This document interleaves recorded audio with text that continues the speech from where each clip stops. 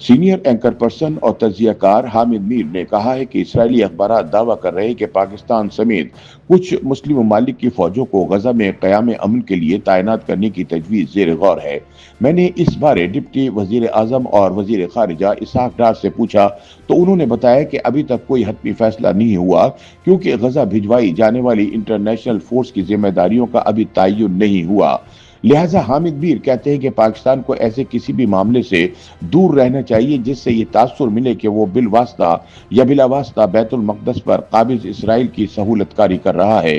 रोजनामा जंग के लिए अपने तज्जिये में उनका कहना है कि मैंने डार साहब को इसराइली वज़ीर आज़म नेतन्याहू के इस बयान से भी आगाह किया, जिसमें उसने बड़े रऊनत आमेज अंदाज में कहा कि इसराइल फैसला करेगा कि किस मुसलमान मुल्क की फौज को गजा भेजना है और किस मुसलमान मुल्क की फौज को गजा नहीं भेजना।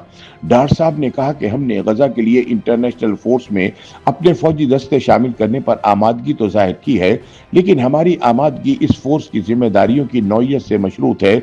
जब जिम्मेदारियों का फैसला हो जाएगा तो हम भी कोई फैसला कर लेंगे। पाकिस्तान के अरबाब इख्तियार को याद रखना चाहिए कि शर्म उल शेख में इसराइल और हमास में एक अमन मुआहदे के बाद इसराइली यरगमाली रिहा हो गए, तो उन यरगमालियों की रिहाई के बाद इसराइल ने बेशर्मी से न सिर्फ गजा पर दोबारा बमबारी शुरू कर दी, बल्कि दरिया उर्दुन के मगरबी किनारे पर कब्जा करने का ऐलान भी कर दिया। हामिद मीर का कहना है कि मगरबी किनारे पर कब्जे के ऐलान ने डोनाल्ड ट्रंप को भी परेशान कर दिया और उन्होंने यकीन दिलाया कि ऐसा नहीं होगा।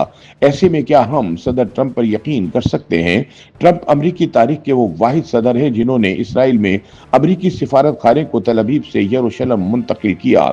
जब वो एक तरफ नेतन्याहू की तारीफ करते हैं और दूसरी तरफ शहबाज शरीफ की भी तारीफ कर डालते हैं, तो हम जैसे सादा लोग सोच के समंदर में गोते खाने लगते हैं। जब हमसे कोई अरब, ईरानी या अफगानी सहाफी ये पूछता है कि क्या ये महज एक इत्तफाक है कि नेतन्याहू और शहबाज शरीफ दोनों ने ट्रंप को नोबेल अमन इनाम के लिए नामजद किया, तो हमारा कोई भी जवाब उनके लिए तसल्ली बख्श नहीं होता।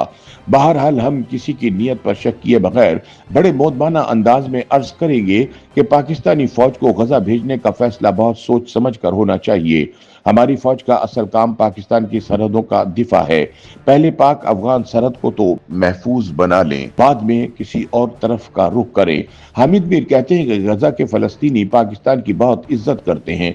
अगर तो पाकिस्तानी फौज को गजा के फलस्तीनियों की हिफाजत और मदद के लिए भेजा जाता है तो बहुत अच्छी बात है। ऐसी सूरत में पाकिस्तानी फौज को अक़वाम मुत्तहिदा की छतरी तले भेजना ज्यादा मुनासिब है और इस अमन फौज की कमान भी किसी मुसलमान फौजी अफसर के पास होनी चाहिए।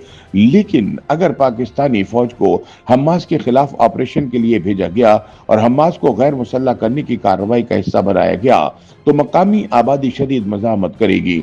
गजा और मगरबी किनारे के फलस्तीनियों को अरब ममालिक की हुकूमतों से बहुत शिकवे शिकायतें हैं। आप हमास की पॉलिसी से जितना भी इख्तिलाफ कर लें, लेकिन गजा के फलस्तीनी हमास के साथ खड़े हैं। अगर पाकिस्तानी फौज को किसी मगरबी मुल्क के फौजी अफसर के कमान में गजा भेजा गया तो इसराइल कोई ना कोई ऐसी साजिश जरूर करेगा जिसके नतीजे में मकामी फलस्तीनियों और पाकिस्तानी फौज में गलत फहमियां पैदा हो सकती हैं। हामिद मीर कहते हैं कि पाक फौज ने मई 2025 में भारत को इबरतनाक शिकस्त देकर जो मकाम बनाया है, इसे इसराइली साजिशों के निशाने पर ना लाएं। उनके मुताबिक सिर्फ फलस्तीनी नहीं बल्कि आम पाकिस्तानी भी चाहते हैं कि अफवाज पाकिस्तान को गजा में हमास को गैर मुसल्लह करने के लिए नहीं बल्कि बैतुल मक़दस की आज़ादी के लिए भेजा जाए। ये बात कुछ लोगों को अच्छी नहीं लगेगी, लेकिन किसी भी शहर या कस्बे के चौक पे खड़े होकर आम पाकिस्तानियों से पूछ ले कि पाकिस्तानी फौज को गजा क्यों भेजना चाहिए, अक्सरियत कहेगी कि अपनी फौज को फलस्तीनियों की हिफाजत और बैतुल मक़दस की आज़ादी के लिए भेजें।